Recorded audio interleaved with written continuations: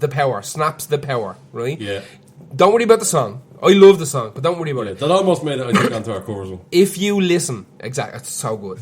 But listen, if you're into guitar tones, and you like guitars, maybe you play guitar, whatever, go to YouTube or Spotify and search out H-Blocks, The Power, and listen to that guitar tone. Do you know where I think they may have got a touch of that? Booyah Tribe. Booyah Tribe, yeah. They Booyah have Tribe's that metal feel- album is the worst thing of all time. I can't find that anywhere. You can't. I'll give it to you. Give it to me, yeah. It's the worst thing you've ever heard in your life. It's gospel metal. It's the worst thing you've ever heard in your life. Anyway. We've gone completely off track. Yeah. We rarely do too much, and it's not like Nerdy where we started off talking about Marvin Lovis and we're talking about Baby Dixon and Daz and. I talked about Baby Dix a couple of weeks ago. You did, yeah. I did. And It was I'm not giving anybody any more information about that sentence. You're going to have to come up, buy me a point, and maybe I'll tell you. that context was not as sinister as it sounded. And Far neither was my from. last comment. I guarantee you'll laugh. We're talking about our own ones. Oh no, someone's no. it doesn't Kind matter. of. No, yeah. So anyway, what is your last? My last and the one last of Keeping Up with the Kids. Is a weird one. It's Cool Keith. Cool Keith. And it's from last year. It's from 2018. He's one of your favourite rappers, isn't he? Cool Keith will be... I am very appreciative of everything that Cool Keith has ever put out. You sound like me talking about Queen. Yeah. There's a big giant book coming. Cool Keith has an awful lot of garbage.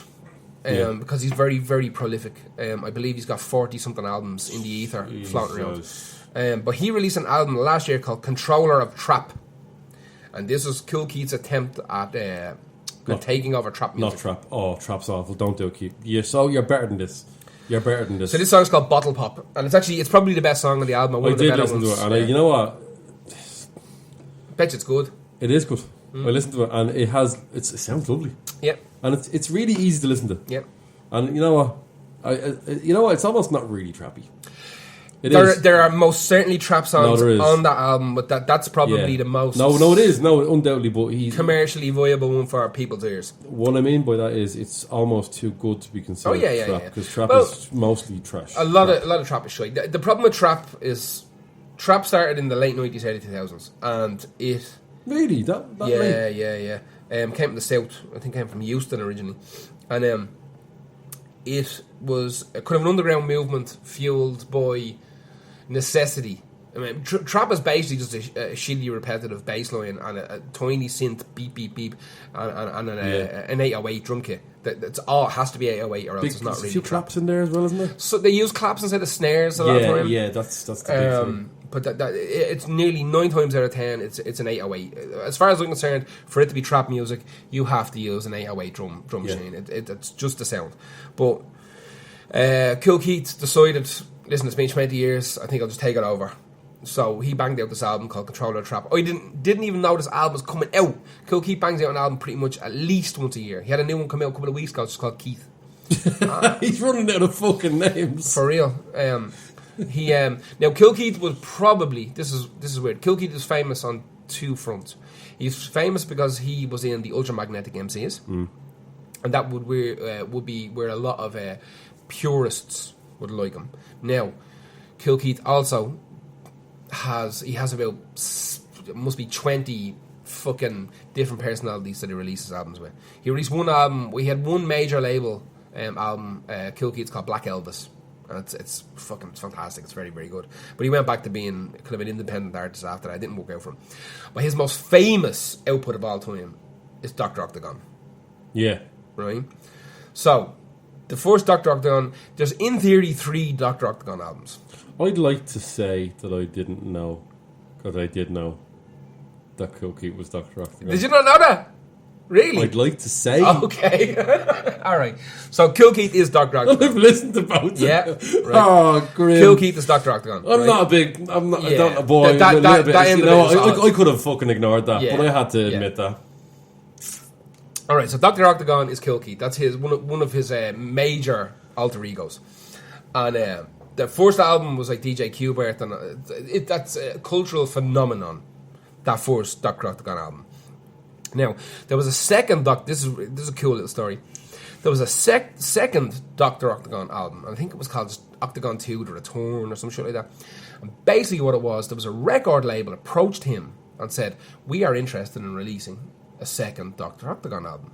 And he said, maybe. This was years later, wasn't it? Years later, like, fuck, this is Jesus, this would have been maybe 10, 15 years ago. Yeah. So Was we're talking like this 20 people years that later. were just like, we want more of that? Yes. Yeah. So they brought him in to a recording studio, and they had a load of just random blippy bloppy back and track shit ready for him. And Kill Keith being Kill Keith was like, he just straight off the top of his head, he just rap about fucking. He called his style pornocore, right? Because if you listen Unlike to Coolio's Pornhub core. Pornhub core, if you listen to like straight up Kill Keith songs, every song is about pissing on boards. It's shocking. He is fucking a terrible person, right? It's about eating shite and pissing on women, and he's just, it's brutal. Afterwards, it's brutal. But they brought him into the studio, and they said, listen, just, do some random off-the-flow bullshit, let's warm up the microphones, whatever. So he spent like 2 hours just bullshitting into a microphone. And when he finished with it, he said, you know what? I really don't want to do an Octagon 2 album. After he'd recorded all these like just scratch bullshit nonsense, just him talking into the microphone, absolute nonsense. And the studio and the label said, "Well, you signed the contract Didn't saying they give him you were gonna make it." Didn't they give him a cloth full of fucking notes as well? No, well, I think he made maybe a few bob, but he was like, "No, I don't want the money." Right, Whatever. okay, right. But so he fucked off and left them with just like hours of him just talking, like reading newspapers and all on the microphones. Right? Now, here's where it gets interesting. That record label said, you know what? Fuck him. And they handed it out to this, I think he was German. It's a kid, wasn't it? Some young fella. Yeah. They handed out some like German, I think he was German, some young fella. And said, here's like hours of Kill Keith talking scutter into a microphone. See what you can do. Yeah. Fucker came back like 2 weeks later with an album. Right? Came back with a full album. And I'm not lying, it's fucking alright. It's alright. In comparison to the first one? Garbage. No, Very nowhere near different. it. But This is much closer to something like Les Rhythms Digitalis. This has the 80s Right. kind of synthy cyber pop.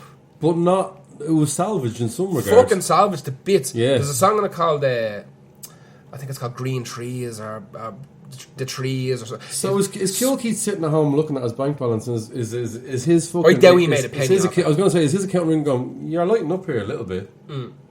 Got a few bank camps. There's a little bit. But I think he's disowned it. He's never played any of it live. He's done with it, the whole shebang.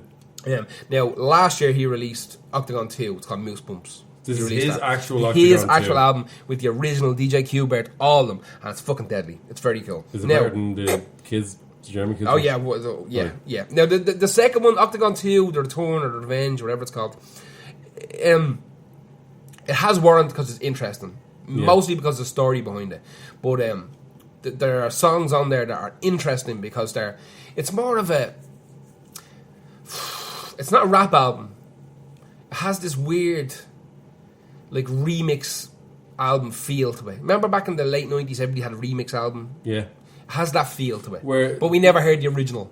You Yeah. get me? The You music know? would almost take precedence with Very the much. vocal- Lyrics and vocals Yeah. are secondary to the Yeah, music. yeah, Very much. yeah. Because that poor young fella had fuck all to work with. Yeah, you know? yeah. But Kill Keith is famous. Smack My Bitch Up by The Prodigy. That line is from a Kill Keith That's song. right, yeah. Smack My Bitch Up. So he is a dirtbag. He's an absolute scumbag. He has a band with Ice-T called the Analog Brothers. Right. It's a little rap group. He has about 10. To be fair to him, he has about fucking 10 To be fair, it's rap his groups. job. He done a song with Peep and Tom. That's right. That's the one that's not the one I put on. I only know that Mojo song. I don't Yeah. know. Dude, listen to that album. I did actually, and I did enjoy it. I did Yeah. since the first one. I have enjoyed it. He done a song with the Yeah Yeah Yeahs as well. But that album, Controller Trap, is most certainly him. Like the name of the album is exactly what he done. You know what I mean? Yeah. He took trap music, made it his own, and trap music realistically has had the mic dropped on it now. He's like, I'm done now. Yeah. Like, there's nobody on earth. I think it was Do you reckon a lot of times rappers will hear a trend and go, I could fucking do that better. Oh, absolutely, 100%. I could 100% do that better. Yeah, look at Crunk. Yeah. You know, I can't 'cause- Kanye West listen to anything with an 808. Well, he used that a lot before, but he released an album, 808s and Heartbreaks. 100%. I can do that. That's why Yeah, bro. Eminem came from lifting stuff off Esham. Esham was like the original kind of acid rapper from Detroit. He's fucking amazing. Esham has some savage albums, some absolutely savage albums. And real Eminem, there's interviews with Eminem where he says like, I pretty much lifted everything off Esham. Yeah. To the point where Esham got real pissy that Eminem was a multi-fucking millionaire, and they start getting in rows. Esham had his eye poked out by one of the fucking lads from D12 at I an think I heard awards, about that, yeah. at an award show. Oof. Because he went up to Eminem like, fucking, why you take my shit? And Eminem's like, set the boys on him. Yeah. You were literally all scumbags. Purple pills. Here, have a tenner. Fucking kill him. Kill Isham. You know what I mean? Absolute dirtbags. I remember when Proof from D12 died, I was going to Detroit an awful lot.